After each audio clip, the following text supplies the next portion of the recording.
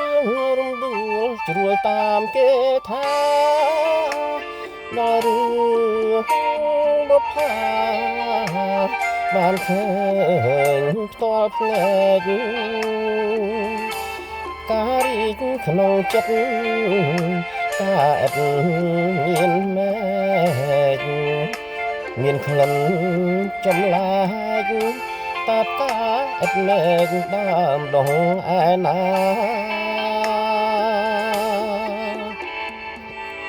តាមពិតបុប្ផាជាឈ្មោះស្រងស្រីធ្វើឲ្យកាវៃញាប់ញ័រចិនដាកាវៃអភ័ព្វជាប់ចិត្តប្រាថ្នាហ៊ានយក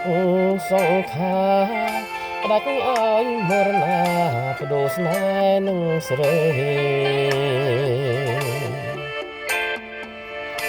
បងសូមលំទួសួរអូនបុប្ផាសូមពេមេត្តាសន្តោសប្រណីសូមអូនអរនឹកដល់ចិត្តកវីគង់រួមបងខ្សែក៏នៅតែស្ម័គ្រក្នុងនាមចិត្តប្រុសដែលស្មោះដូចបងអបការទាំងតងលើទ្រូងមរណៈនៅមុខធ្នោបងចាឈ្មោះលាក់ថារួមបងស្ម័គ្រចង់នៅរួមរៈនឹងអូនបុប្ផា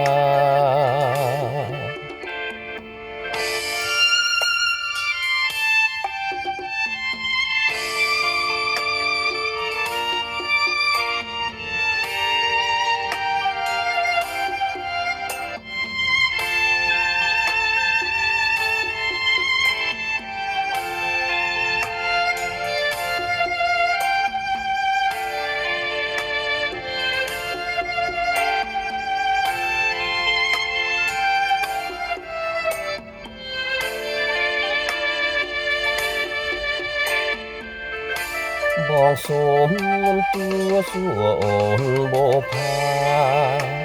សូមពេមេត្តាសន្តោសប្រណីសូមអូនអរនឹកដល់ចិត្តកវីគង់រួម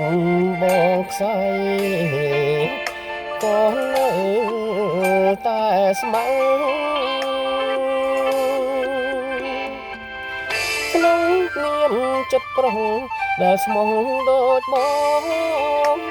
អបការទាំងតងលើទ្រូងមរណៈនៅមុខធ្នោបងចាឈ្មោះលាក់ថារួមបងស្ម័គ្រ